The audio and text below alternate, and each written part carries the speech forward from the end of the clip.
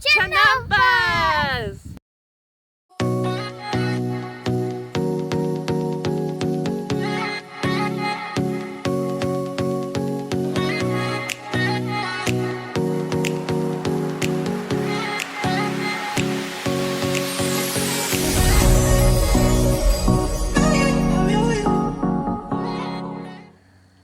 Hello friends and welcome to another episode of Ontario Permaculture. I'm Bryce Murph'Ariens. And I'm Misty Murph'Ariens. In this episode we're going to be bringing you back to our Chinampas. This is our 2022 Chinampa update.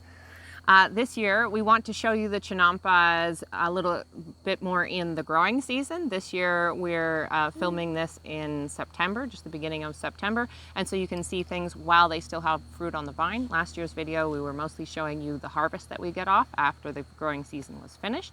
This year we're bigger and better than ever before. We've done more space to Chinampas than we've ever done in the past. And this year we've focused on more crops such as pumpkins and tomatoes that do especially well in young soils. And in this way we're already having a bumper crop harvest coming in, and we'll share you more of that in just a little bit.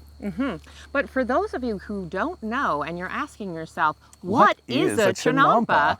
Well, Chinampas are raised bed gardens in wetland situations. The original Chinampas that we referenced were in lowland Mexico, but we're here in Ontario and we happen to be on a wet property, so we've created raised beds in our unusable wetter zones and created some streams to feed those gardens, and this is the result. Well, why don't we take you out and show you? Let's go have a look. All right. Although we operate a small farm, our property is really quite wild in most of the spaces. Most conventional gardening is geared towards cultivating open spaces, like on farms, but our spaces are densely populated with very, very ambitious plants like purple loosestrife and razor grasses, and the water is quite high in most of the areas. So we've created these raised bed systems so that we can benefit from the nutrient-rich water to irrigate our crops, but also have above-ground gardens and grow crops that are conventionally done in high and dry soil.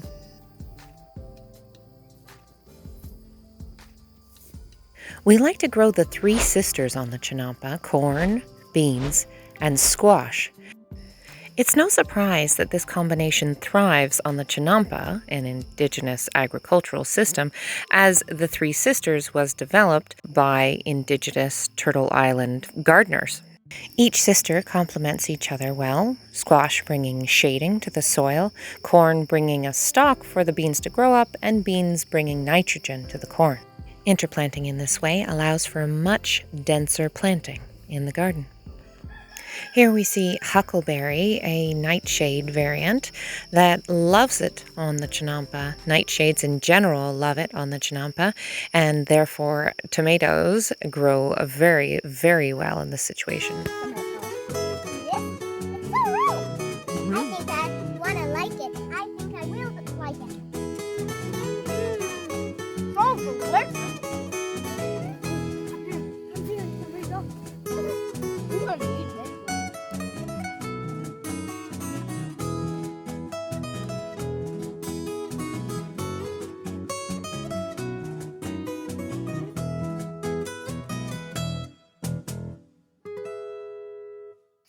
By now you may be thinking that these Chinampa things sound great. Yes, I love tomatoes and huckleberries and squash and corn and all these things.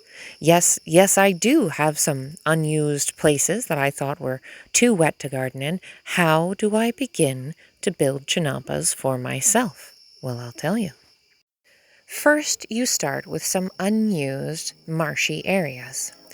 Then you lay down twigs and branches, things that are not useful for firewood or gardening, but are perhaps too woody to put in a compost bin. You layer up these twigs and branches over the unused wet places. Make sure to avoid sensitive species, which do grow in the wetlands, but by and large, you can lay your branches over top of razor grasses and things like that. Once you've got your branches down, we like to put on spent hay because that's what we have, but old straw would do as well. Then we bring in the stable bedding that has been well composted. This is a combination of horse and cow stable bedding mixed in layers as we have it. And once it's well capped with that, you bring in some really nice finished compost. In the middle layer, there'd be lots of worms, and it all turns it into this lovely sponge of high nutrient soil, which can support any number of lovely, productive fruits and vegetables, just as you see here in these finished chinampas.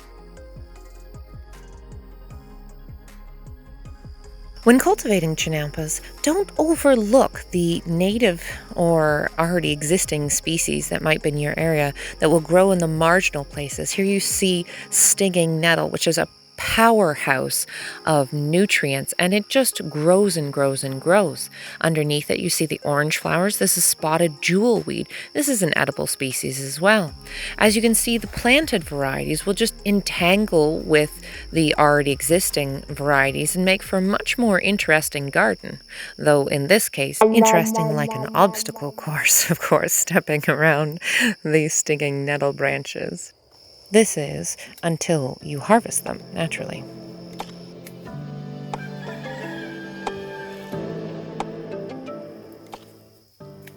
In full disclosure, harvesting and staking up very lanky plants is the majority of the work when it comes to gardening on chinampa, aside from building the chinampas themselves, of course.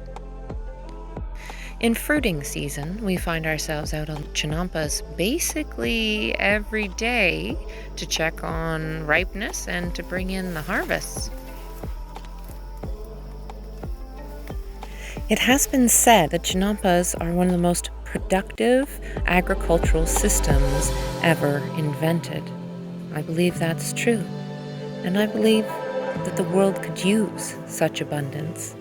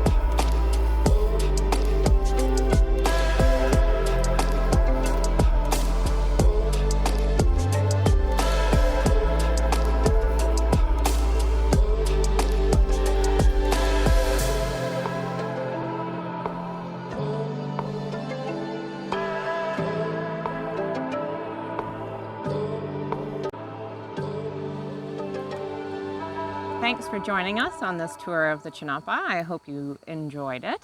We'd also like to express our great gratitude for all of our supporters out there, our GoFundMe funders and our Patreon friends.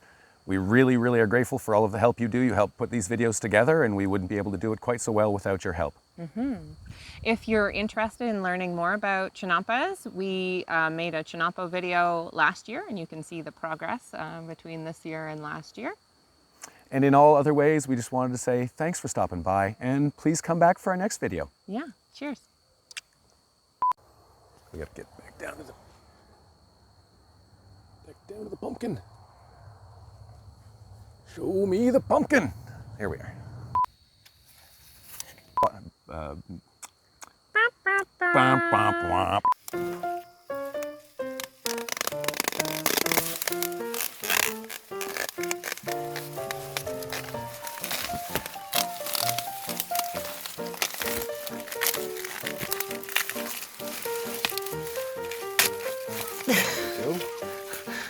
Okay. Come in. Go ahead.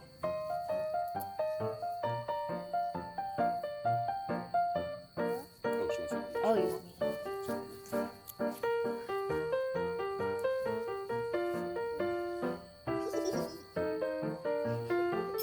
want me? Thank you. I love you. Chinampa! Chinampa!